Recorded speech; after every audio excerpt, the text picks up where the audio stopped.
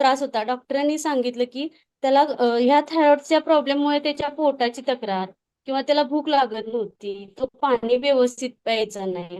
ह्या सगळ्या गोष्टीमुळे मला एक त्याची काळजी वाटायची, की ही गोळी फक्त चालू केली तर ह्या बाकीच्या प्रॉब्लेमवरती आपण काहीतरी काम केलं पाहिजे. याच वेळेला मला आपल्या प्रिया भंडारी मॅडम भेटल्या व त्यांनी मला या शतायुषी फॅमिलीची ओळख करून दिली. आणि मी ज्यावेळेला हा सकस संतुलित आहार चालू केला माझ्या मुलग्याला, त्यावेळेला त्याच्यामधले सगळ्या तक्रारी ह्या कमी झाल्या आणि थायरॉइडची गोळी ही दररोज कंपल्सरी खाल्लीच पाहिजे, ही एक माझ्या मनामध्ये हुरहूर असायची. पण आता मी खूप म्हणजे खूप खूप पॉझिटिव्ह झालेली आहे, की त्याच्या सगळ्या तक्रारी कमी झाल्यात आणि ज्या तक्रारी कमी झाल्या, त्याचं वय लहान असल्यामुळं कमी वयामध्ये जी थायरॉइडची गोळी चालू झाली, ह्या गोळीसाठी मी खूप डिप्रेशनमध्ये राहायचे. की मला काही आजार नाही, मला काहीच त्रास नाही, तरी पण माझ्या मुलग्याला असं कसं?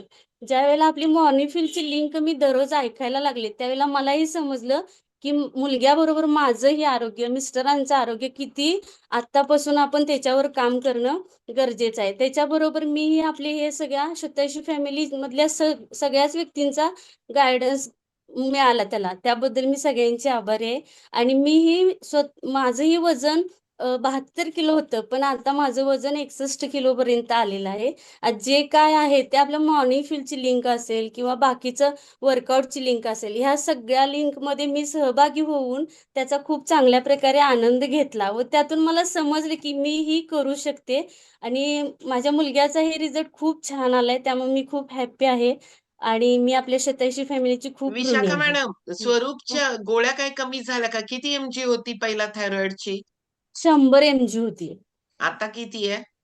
आता थोडी 75 एमजी पर्यंत आली.